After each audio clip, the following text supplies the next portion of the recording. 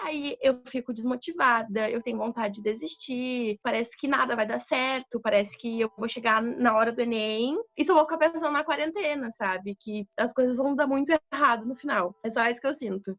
Medo, angústia, incertezas. Sentimentos que muitas pessoas passaram a vivenciar durante o isolamento em razão da pandemia causada pelo novo coronavírus.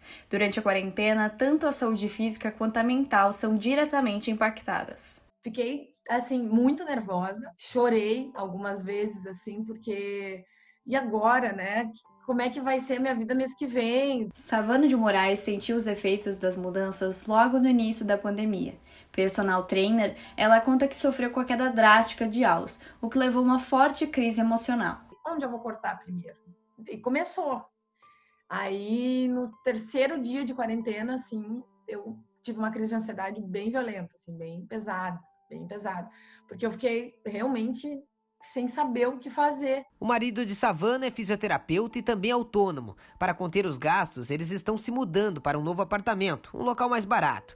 Assim como muitos trabalhadores, Savana teve que adaptar seu trabalho para continuar ganhando dinheiro sem quebrar a quarentena. Agora, suas aulas são online. Aí eu disse, não, vamos lá, respira, vamos ter que se adaptar. Como é que nós vamos fazer?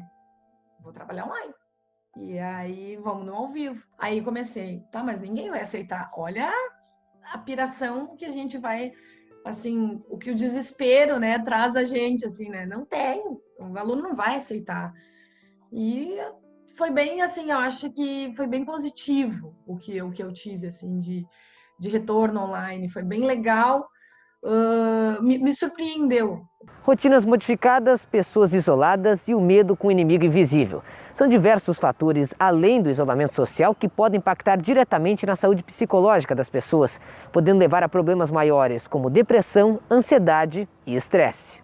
Que as pessoas se isolaram nas suas casas, veio o medo do contágio, elas deixaram de conviver então, com as pessoas idosas, então, com seus pais. Para esta psicoterapeuta, há um conjunto de fatores que podem impactar na saúde emocional das pessoas em um momento de pandemia. E as suas rotinas ficaram restritas às suas casas.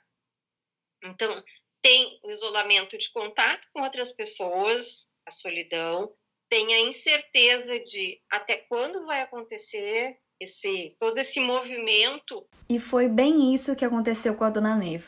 Tudo mudou da noite para o dia, e a professora aposentada de 74 anos trocou a rotina agitada na rua pela calmaria da casa, e desde o início da pandemia não vê os filhos pessoalmente. E isso gera uma ansiedade imensa. O conhecimento, a desconfiança, as dúvidas, elas tornam mais acentuada essa ansiedade com a própria vida, mas muito mais com a vida da família. Medo com ela e com os filhos. Como toda mãe, Dona Neiva fica cheia de perguntas e preocupações. Será que o filho está se cuidando bem? Ele não é em idade de risco, mas ele tem asma.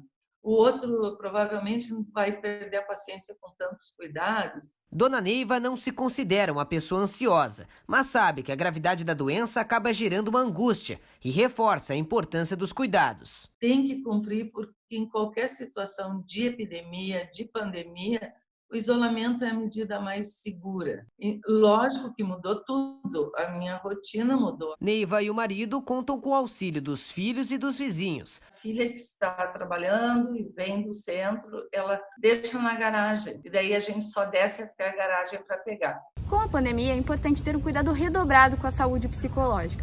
Um recente estudo da Universidade do Estado do Rio de Janeiro mostrou um aumento de quase 50% nos casos de depressão e um aumento de 80% nos casos de ansiedade somente nas 4 primeiras semanas de quarentena no Brasil. A pesquisa, coordenada pelo professor Alberto Filgueiras, do Instituto de Psicologia da UERJ, foi realizada entre os dias 20 de março e 20 de abril e contou com mais de 1.400 voluntários, de 23 cidades em 9 estados brasileiros, sendo a região sudeste a de maior representação na pesquisa. Um exemplo simples foi a depressão, que teve 4,2% na primeira semana e 8% na segunda semana, então ela praticamente dobrou em termos de prevalência, e dados semelhantes aconteceram tanto para a ansiedade quanto para estresse agudo, né? Segundo o professor Filgueiras, quem recorreu à psicoterapia pela internet apresentou menores índices de estresse e ansiedade. Não adoeceram ao longo do tempo quando comparados com pessoas que não tiveram esse tipo de acompanhamento,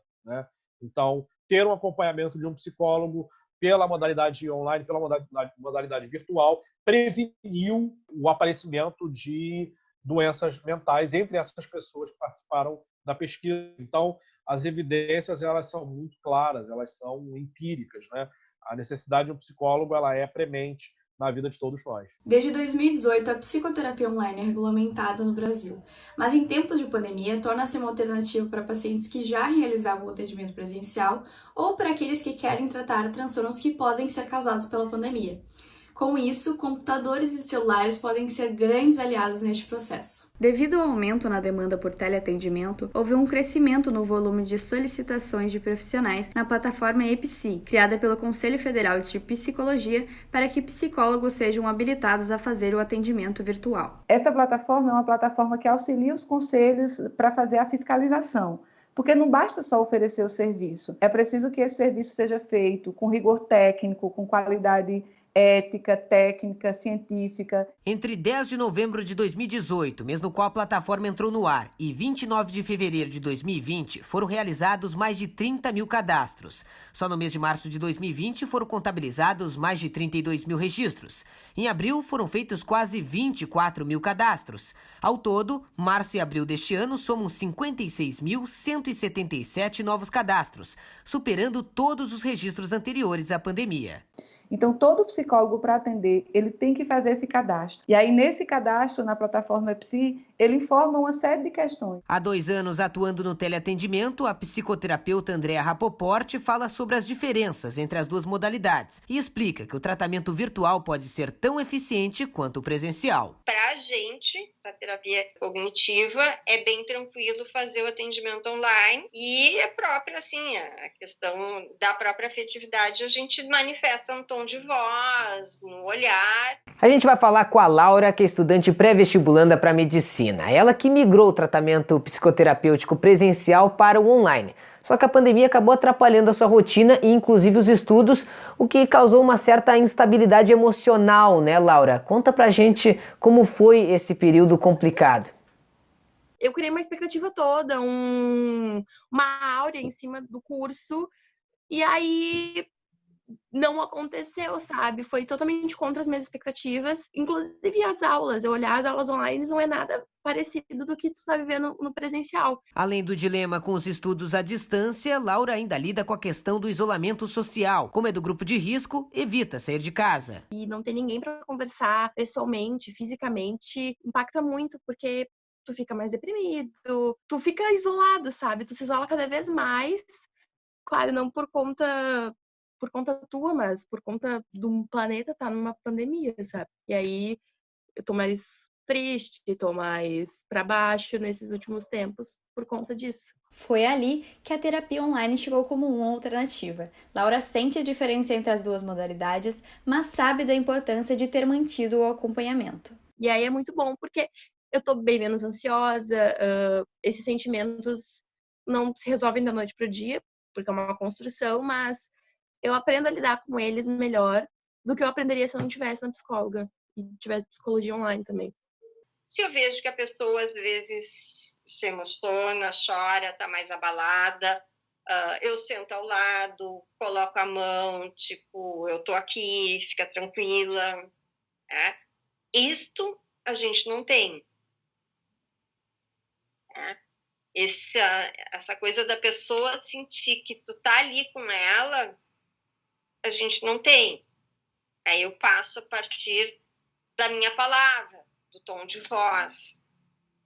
Podemos estar distantes daquele abraço, daquele carinho físico que nos conforta, mas o importante é estarmos seguros. Podemos fazer videochamadas ou recorrer às redes sociais. A angústia e o medo que cercam o isolamento social são as dificuldades que enfrentamos agora, mas não podemos deixar que isso afete o nosso emocional. Valorize o que você tem. Lembre-se que esses momentos distantes de quem amamos são importantes para a proteção de todos. Juntos, mesmo que à distância, venceremos esse inimigo invisível.